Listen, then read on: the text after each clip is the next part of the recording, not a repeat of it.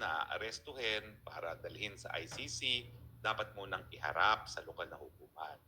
Kaya po may ganyang probisyon para masigurado na yung karapatang pantao ng akusadong yan ay ginagalang, at pangalawa, para masigurado na yung soberenya ng bansa na kung saan kukunin yung presensya ng nasasakdal ay hindi malabag.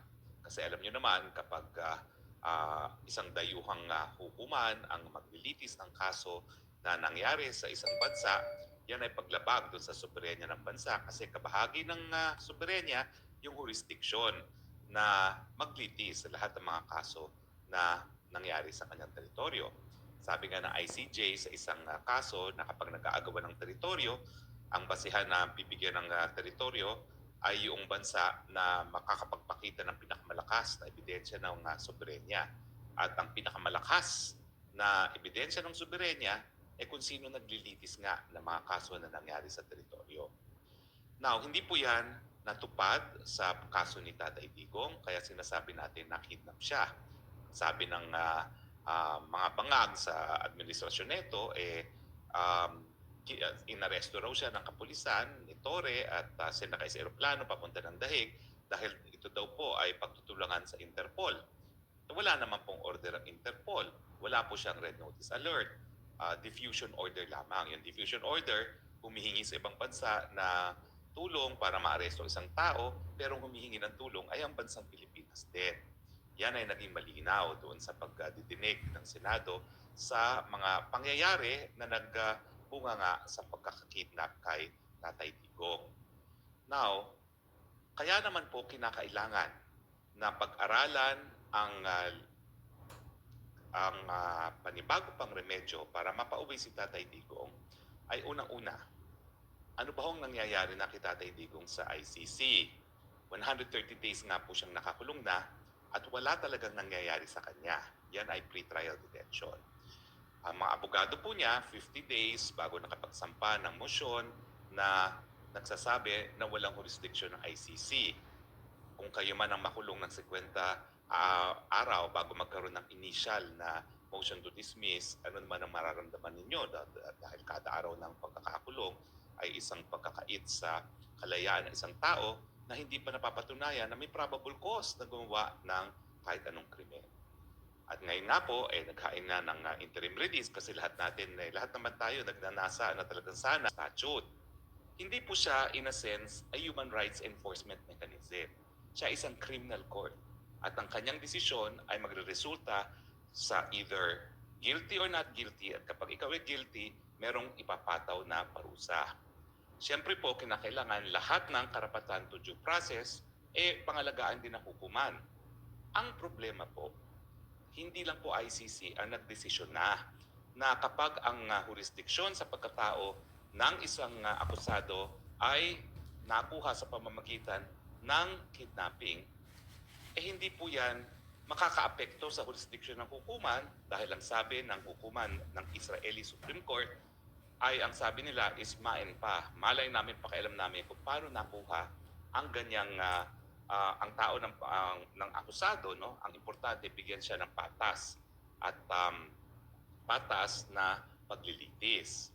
Now, unfortunately, itong decision po ito ay parang naging decision na rin ng ICC sa tatlong kaso kung saan hindi po nasunod ang Article 59 ng ICC. At doon sa tatlong kasong yan, bagamat nagtutol ang mga akusado na hindi dapat magpatuloy ang jurisdiksyon ng hukuman dahil mali ang pagkakakuha sa pagkatao ng akusado, binaliwala po ng ICC yan at ang sinabi nga is, anyway, mabibigyan na siya ng pagkakataon ng isang patas na paglilitis. Ang tanong, sino ngayon ang magbibigay ng remedyo sa isang akusado na kinidnap para siya ay malitis? Ang problema sa ICC, tatlong desisyon na po yan na nagsasabi na talagang yung hindi pagsunod sa Article 59, hindi dahilan para mawalan ng jurisdiction ang ICC. Desididong kaso na po yan. So meron na tayong tinatawag na president. Pero, ang tanong, yung ganyang president ba ay katanggap-tanggap pa sa panahon ngayon, sa estado ngayon ng karapatang pantao sa buong daigdig? At ang aking sinasabi, hindi na po ang Eichmann ang correct na pag-a-apply ng human rights law. Dahil ang Eichmann, dinesisyonan po yan ng isang unang-una, lokal na hukuman din, Israeli Supreme Court. Sa panahon na wala namang ICC, no? At pangalawa, yung estado ng human rights law nung panahon ni Eichmann ay iba sa estado ng international law ngayon. Ano bang estado ng international law ngayon? Alam nyo, sa international law, walang pagkakaiba ang kahit anong desisyon ng kahit sinong hukuman pag ang hinahanap natin is ano ba yung prevailing law sa ngayon.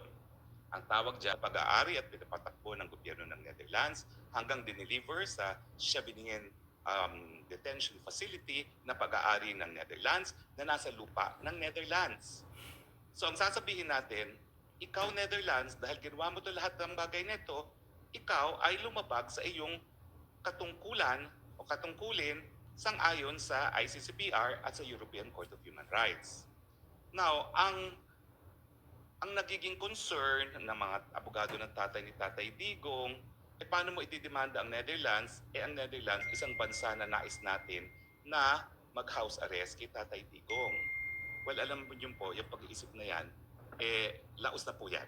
Sa totoo lang po, sa Europe, nagtayo sila ng European Court of Human Rights para masigurado nga na lahat ng mga obligasyon ng mga kasapi ng European Union ay sang-ayon sa tratado na kanilang ipinasok.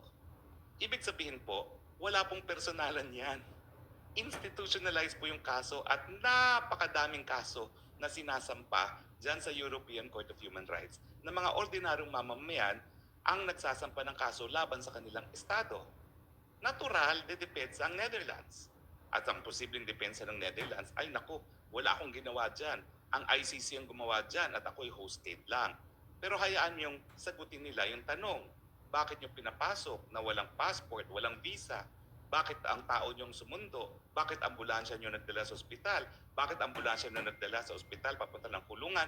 Bakit nakakulong sa kulungan ninyo? Bakit binabantayan ng inyong mga mamamayan? Ang sinasabi nila kasi, baka magalit ang Netherlands at hindi tanggapin ang house arrest kay Tatay Digong. Ang sinasabi ko po, hindi ganyan mag-isip ang European. Siguro naman, pareho naman kami nag-aral ng abogado ni Tatay Digong sa Europe, alam na rin niya kung paano mag-isip, lalong-lalo na sa pagdating sa karapatang pantao. Wala pong personalan yan. Dahil kaya nga, Netherlands mismo ang isang bansa na bumuo ng European Court of Human Rights para lahat ng gobyerno sa Europa ay masigurado ang kanilang pagtugon sa kanilang mga katungkulan pagdating sa karapatang pantao. So, ang tingin ko ba kapag dinemanda ang Netherlands dahil nga siya ay sumapi sa kidnapping ni Tatay Digong, ay ipagkakait ang kanilang ang house arrest sa Netherlands? Sa tingin ko po, hindi.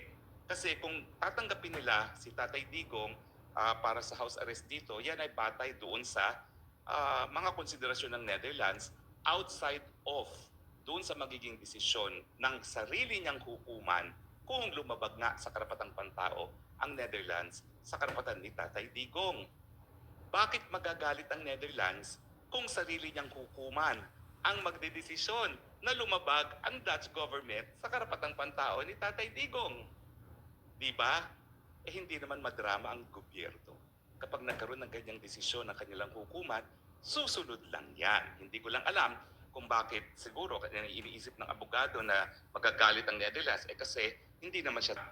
Ibalik mo ang kondisyon bago ka lumabag sa international law, ibalik mo siya sa Pilipinas. Yan po yung reparation. Now, susunod ba hindi sa ICC? Wala na akong pakialam doon. Bakit? Basta merong ganyang desisyon, mawawalan ng moral authority ang ICC para ipatuloy ang kanyang paglilitis kay Tatay Digong.